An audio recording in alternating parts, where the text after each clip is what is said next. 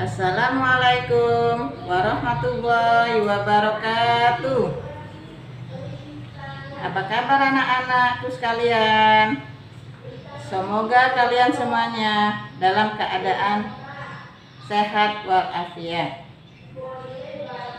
Nah, hari ini saya Ibu Rodia yang akan tampil membimbing kalian belajar di rumah. Ibu harapkan sebelum pelajaran kalian sudah mempersiapkan buku tulis dan alat tulis untuk mencatat hal-hal penting yang Ibu sampaikan. Sebelum memulai pelajaran, sebaiknya kita berdoa menurut agama dan kepercayaan masing-masing. Berdoa, mulai. Berdoa, selesai. Ibu harapkan setelah Ibu menyampaikan materi ini, kalian bisa memahami dan menjawab tugas yang Ibu sampaikan nanti. Anak-anak, hari ini kalian akan mempelajari pembelajaran tema 1, organ gerak hewan dan manusia. Subtema 2, manusia dan lingkungan. Anak-anak yang Ibu sayangi, sekarang kalian perhatikan teks bacaan berikut.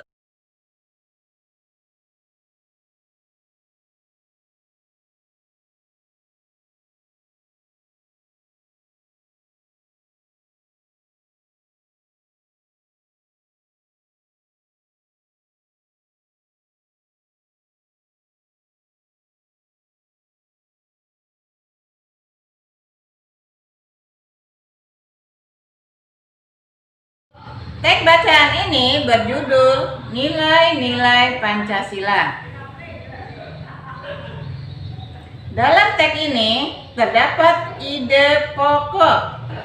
Ide pokok adalah sebuah topik yang akan dibahas di dalam sebuah paragraf. Nah, teks tersebut memiliki 5 ide pokok. Nah, kita akan menentukan tuh satu-satu nilai pokok, ide pokoknya ya. 1. Nilai-nilai Pancasila menjadi inti dari pedoman masyarakat Indonesia. Ide pokok yang kedua, mengandung nilai moral kemanusiaan. Ide pokok yang ketiga, mengandung nilai persatuan bangsa. Ide pokok yang keempat, mengandung nilai kerakyatan dan musyawarah atau demokrasi. Ide pokok yang terakhir yaitu mengandung nilai keadilan sosial. Itulah anak-anak dalam menentukan ide pokok di dalam setiap bacaan. Anak-anak, tadi kalian sudah membaca teks nilai Pancasila. Di teks tersebut terdapat contoh nilai-nilai perilaku yang mencerminkan sila Pancasila, yaitu sila 1 sampai sila ke-5. Dan juga ada perilaku yang tidak mencerminkan sila Pancasila, yaitu dari sila 1 sampai sila ke-5 juga. Nah, Ibu akan melanjutkan contohnya ya masing-masing. Ibu akan menjelaskan nilai-nilai yang mencerminkan sila-sila Pancasila dari 1 sampai ke-5. Contoh nilai-nilai yang mencerminkan sila 1 Pancasila. Yang pertama, ini sila 1 ya, menghargai perbedaan agama. Yang kedua, gemar beribadah kepada Tuhan Yang Maha Esa. Dan yang lain-lainnya ya. Kemudian yang sila kedua, nilai-nilai yang mencerminkan sila kedua yaitu 1, tidak membeda-bedakan teman dalam bergaul. Yang kedua, menjenguk teman yang sedang sakit. Kemudian sila ketiga, nilai-nilai yang mencerminkan sila Pancasila. 1.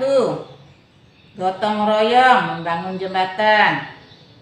Kedua, mempelajari kesenian daerah lain.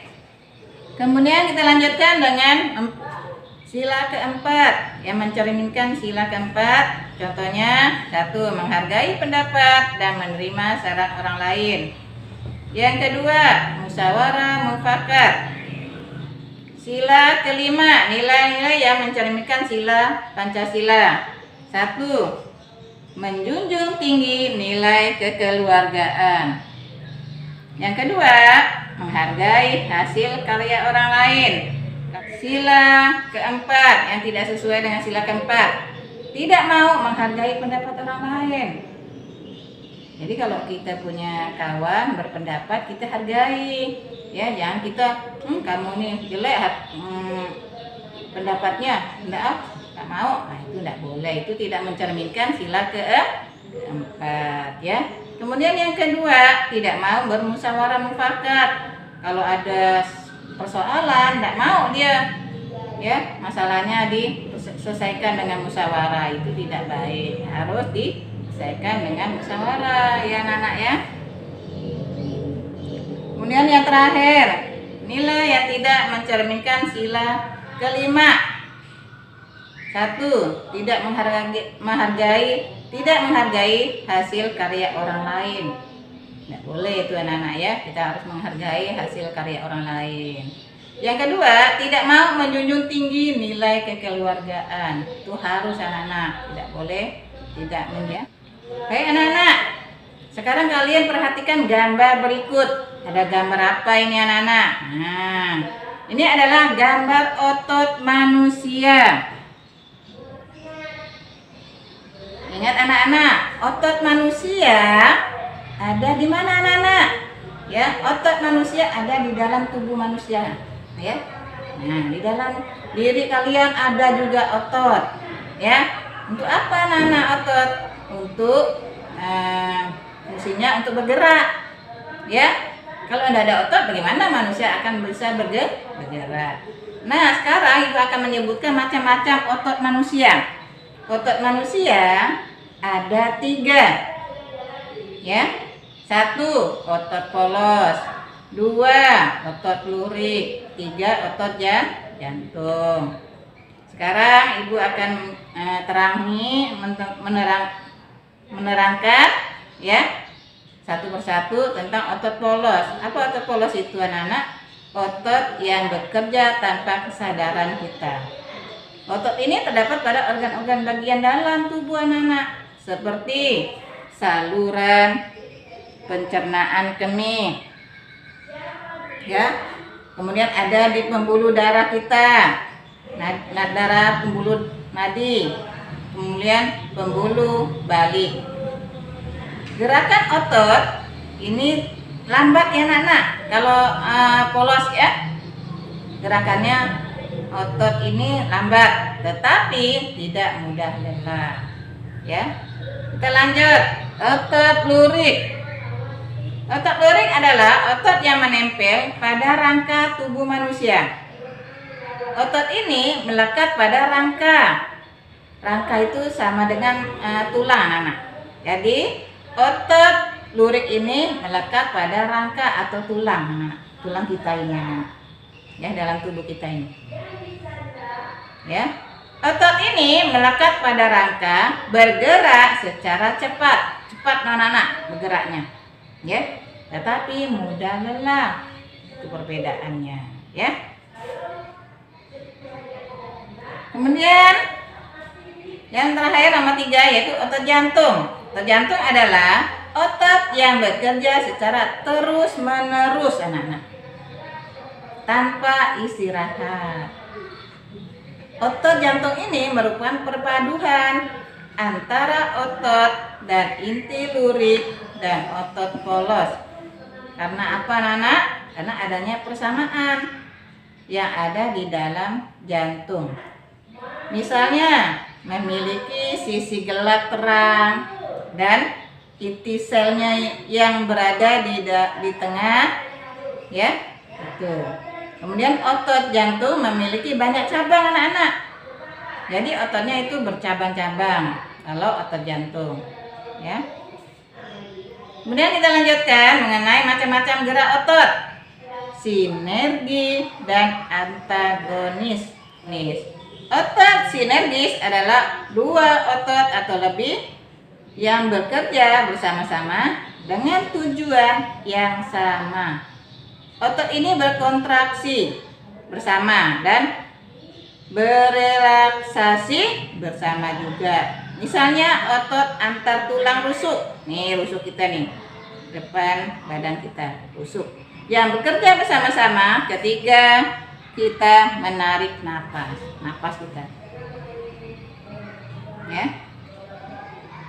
Kemudian otot yang kedua, otot antagonis, yaitu dua otot atau lebih yang tujuan bekerjanya berlawanan.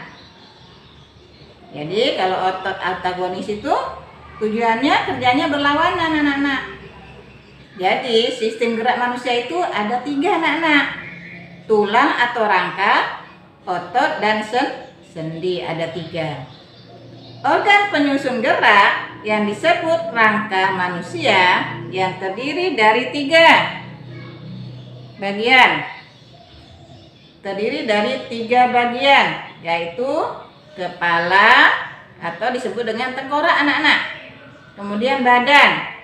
Nih, badan. Kemudian anggota gerak. Ya. Anggota gerak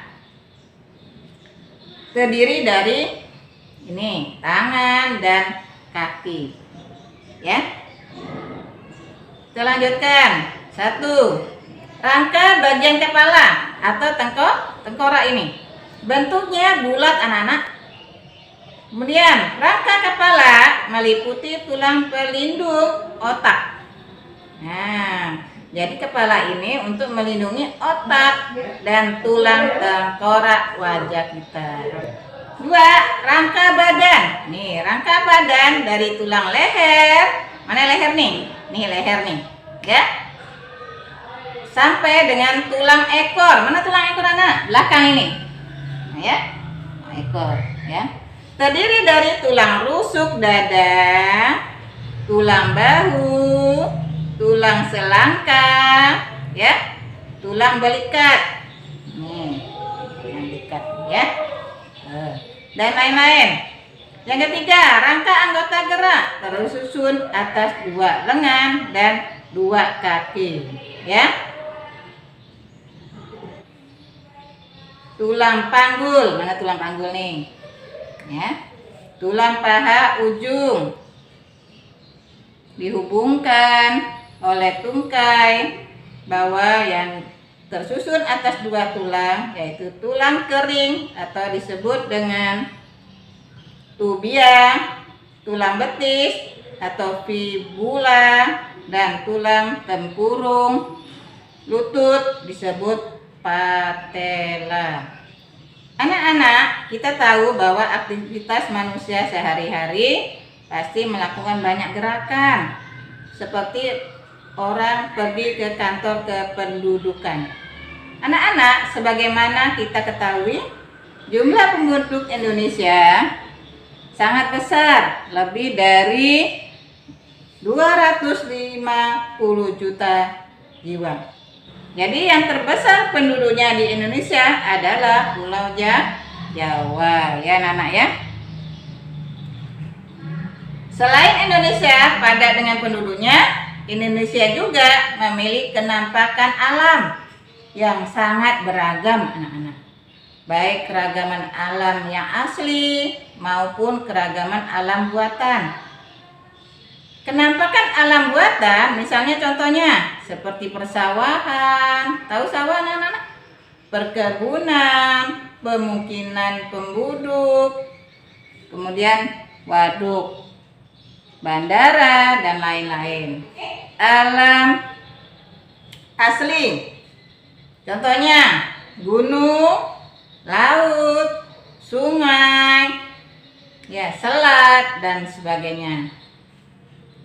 Di antara gunung-gunung yang tersebut tadi ada gunung yang tertinggi anak-anak, yaitu Gunung Jayawijaya yang letaknya di Pulau Papua.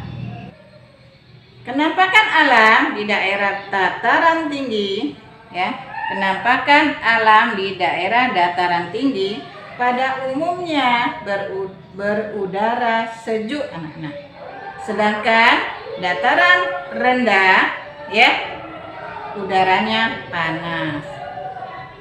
Nah, di dalam gambar ilustrasi, ya, dalam ilustrasi kita kenal dengan gambar